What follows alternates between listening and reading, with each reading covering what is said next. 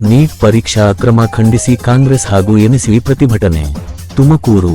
Neat ಪರೀಕ್ಷೆಯಲ್ಲಿನ ಅಕ್ರಮಗಳನ್ನು ಖಂಡಿಸಿ ಜಿಲ್ಲಾ ಕಾಂಗ್ರೆಸ್ ಸಮಿತಿ ಹಾಗೂ ಎನ್ಎಸ್ಯು ವತಿಯಿಂದ ಇಂದು ನಗರದ ಬಿಜಿಎಸ್ ವೃತ್ತದಲ್ಲಿ ಪ್ರತಿಭಟನೆ ನಡೆಸಲಾಯಿತು. ಹಾಲಪ್ಪ ಪ್ರತಿಷ್ಠಾನದ ಅಧ್ಯಕ್ಷರಾದ ಮುರಳೀಧರ ಹಾಲಪ್ಪ ಮಾತನಾಡಿ, ನೀಟ್ ಪರೀಕ್ಷೆಗೆ ಬಡ ಹಾಗೂ ಮಧ್ಯಮ ವರ್ಗದ ವಿದ್ಯಾರ್ಥಿಗಳು ಹಲವು ವರ್ಷಗಳ ಕಾಲ ಶ್ರಮಪಟ್ಟು ಸಿದ್ಧತೆ ನಡೆಸುತ್ತಿದ್ದರೂ ಪ್ರಶ್ನೆ ಪತ್ರಿಕೆ ಸೋರಿಕೆ ಪ್ರಕರಣಗಳಿಂದ ಅವರ ಭವಿಷ್ಯಕ್ಕೆ ಧಕ್ಕೆ ಉಂಟಾಗುತ್ತಿದೆ. ಪರೀಕ್ಷಾ ವ್ಯವಸ್ಥೆಯಲ್ಲಿ ಪಾರದರ್ಶಕತೆ ಕಾಪಾಡುವಲ್ಲಿ ಕೇಂದ್ರ ಸರ್ಕಾರ ವಿಫಲವಾಗಿದೆ. ನೀಟ್ ಪರೀಕ್ಷೆಗೆ ವರ್ಷಗಳ ಕಾಲ ಶ್ರಮಪಟ್ಟು ಸಿದ್ಧತೆ ನಡೆಸುವ ವಿದ್ಯಾರ್ಥಿಗಳಿಗೆ ಪ್ರಶ್ನೆ ಪತ್ರಿಕೆ ಸೋರಿಕೆ ಹಾಗೂ ಇತರೆ ಅಕ್ರಮಗಳು ಅನ್ಯಾಯವಾಗಿದ್ದು, ತಪ್ಪಿತಸ್ಥರ ವಿರುದ್ಧ ಕಠಿಣ ಕ್ರಮ ಕೈಗೊಳ್ಳಬೇಕು ಎಂದು ಆಗ್ರಹಿಸಿದರು. ವಿದ್ಯಾರ್ಥಿಗಳು ಕೇಂದ್ರ ಬಿಜೆಪಿ ಸರ್ಕಾರದ ವಿರುದ್ಧ ಘೋಷಣೆಗಳನ್ನು ಕೂಗಿ ನೀಟ್ ಪರೀಕ್ಷಾ ವ್ಯವಸ್ಥೆಯಲ್ಲಿ ನಡೆದಿರುವ ಅಕ್ರಮಗಳ ಕುರಿತು ಆಕ್ರೋಶ ವ್ಯಕ್ತಪಡಿಸಿದರು. ಪ್ರತಿಭಟನೆಯಲ್ಲಿ ಜಿಲ್ಲಾ ಕಾಂಗ್ರೆಸ್ ಮುಖಂಡರುಗಳು, ಎನ್ಎಸ್ಯು ಪದಾಧಿಕಾರಿಗಳು, ಕಾರ್ಯಕರ್ತರು ಹಾಗೂ ವಿದ್ಯಾರ್ಥಿಗಳು ಭಾಗವಹಿಸಿದ್ದರು. ನಮ್ಮ ಜಿಲ್ಲಾ ಅಧ್ಯಕ್ಷರಾದಂಥ ಚಂದ್ರಶೇಖರ್ ಗೌಡರ ನೇತೃತ್ವದಲ್ಲಿ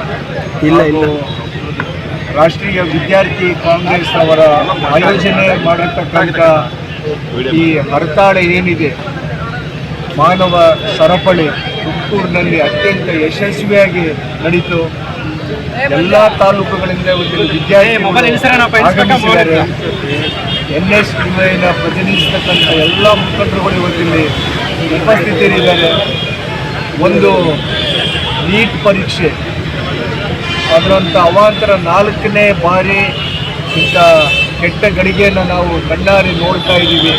ಅದರ ಜೊತೆಗೆ CBSE 12th ಎಕ್ಸಾಮಿನೇಷನ್ ಅದನ್ನೂ ಸಹಿತ ಸರಿಯಾಗಿ ನಿರ್ವಹಣೆ ಮಾಡ್ದಂಗೆ ತಾಯಂದರು ಕಣ್ಣೀರು ಹಾಕ್ತಾ ಇದ್ದಾರೆ. ಇವತ್ತು SSC ಸ್ಟಾಫ್ ಸೆಲೆಕ್ಷನ್ ಕಮಿಷನ್ದು ಅದು ಸಹಿತ ಎಂಟ್ರೆನ್ಸ್ ಕಳಿಸ್ದಂಗೆ ಇಲ್ಲಿ ತನಕ ಫಲಿತಾಂಶ ಕೊಡಲಿಕ್ಕೆ ಅವ್ರ ಆಗ್ತಾ ಇಲ್ಲ ಕೇಂದ್ರ ಸರ್ಕಾರಕ್ಕೆ. ಮೊನ್ನೆ ತಾನೇ ನಾವೆಲ್ಲರೂ ಗಮನಿಸ್ತಾ ಇದ್ದೀವಿ, ಕೇಂದ್ರೀಯ ವಿಶ್ವವಿದ್ಯಾಲಯದ ಅಂಡರ್ ಗ್ರ್ಯಾಜುಯೇಷನ್ ಹಾಲ್ ಟಿಕೆಟ್ದ ದೊಡ್ಡದಾದಂಥ ದುರಂತ. ಎಲ್ಲದಕ್ಕಿಂತ ಹೆಚ್ಚಿಗೆ ಯಾವುದು ಆಂಧ್ರ ತಮಿಳುನಾಡಲ್ಲಿ ಬ್ಲ್ಯಾಕ್ ಲಿಸ್ಟ್ ಆಗಿರ್ತಕ್ಕಂಥ ಗ್ಲೋಬಿಯಾನ ಕಂಪನಿ ಬೇರೆ ಹೆಸರಲ್ಲಿ ಕೇಂದ್ರದಲ್ಲಿ ನೀಟ್ ಕಾಂಟ್ರಾಕ್ಟ್ ತಗೊಂಡು ಕೋಟಿಗಟ್ಟಲೆ 375 ಕೋಟಿ ರೂಪಾಯಿನ ಮೊದಲನೇ ಕಂತು ತಗೊಂಡು ಒಟ್ಟು ಮೊತ್ತ 1200 crores ಇಷ್ಟು ಹಣನ ಗುಳು ಮಾಡೋದಕ್ಕೆ ಹೊರಟಿರೋದಕ್ಕೆ ಇದಕ್ಕೆ ಯಾರ್ಯಾರು ಪಾಲ್ದಾರಾಗಿದ್ದಾರೆ, ಇದರ ಹಿಂದೆ ಯಾರಿದ್ದಾರೆ? ಸುಮ್ಮನೆ ಇದು ಯಾವುದೋ ಟೆರರಿಸಮ್ಮು ಭಯೋತ್ಪಾದನೆ ಕೃತ್ಯ ಅಂತ ಹೇಳಿದರೆ ಆಗೋದಿಲ್ಲ. ಇದು ನಾವೆಲ್ಲರೂ ಖಂಡಿಸಬೇಕು ಅಂತೇಳಿ ಇವತ್ತು ವಿದ್ಯಾರ್ಥಿ ಸಂಘಟನೆ ಕಾಂಗ್ರೆಸ್ ಪಕ್ಷದ ವತಿಯಿಂದ ಕರೆ ಕೊಟ್ಟಿರೋದಕ್ಕೆ ಅತ್ಯಂತ ಯಶಸ್ವಿಯಾಗಿ ನಡೆದಿದೆ. ಇಲ್ಲಿವರೆಗೂ CET ಇತ್ತು, AEA ಕರ್ನಾಟಕ ಎಕ್ಸಾಮಿನೇಷನ್ ಅಥಾರಿಟಿ ಇತ್ತು. ಈಗಲೂ ಯಶಸ್ವಿಯಾಗಿ ಒಂದೇ ಒಂದು ಕಪ್ಪು ಚುಕ್ಕೆ ಇಲ್ದಂಗೆ ನಡೆಸ್ತಾ ಇದ್ದಾರೆ. ನಮಗೆ ಕೊಡಲಿ ಜವಾಬ್ದಾರಿ, ಆಯಾ ರಾಜ್ಯಗಳಿಗೆ ಕೊಟ್ಟರೆ ನಮ್ಮ ಕರ್ನಾಟಕದ ಅಸ್ಮಿತೆ ಉಳಿಯುತ್ತೆ.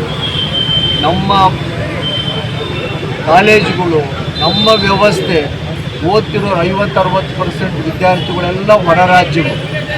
ನಮ್ಮ ಸಂಪನ್ಮೂಲನ ಅವ್ರು ಯಾಕೆ ಬಳಕೆ ಮಾಡ್ಕೋಬೇಕು ಅಂತೇಳಿ ಈಗ ವಿದ್ಯಾರ್ಥಿಗಳು, ಯುವಕರು ಪ್ರಶ್ನೆ ಮಾಡೋಂತಾಗಿದೆ. ಇದನ್ನ ಉದ್ದೇಶಿಸಿ ನಮ್ಮ NSU ಮುಖಂಡರುಗಳೇ ಮಾತಾಡಲಿ ಅಂತೇಳಿ ಅವ್ರನ್ನ ಕೋರ್ಕೋತಾ ಇದ್ದಾರೆ.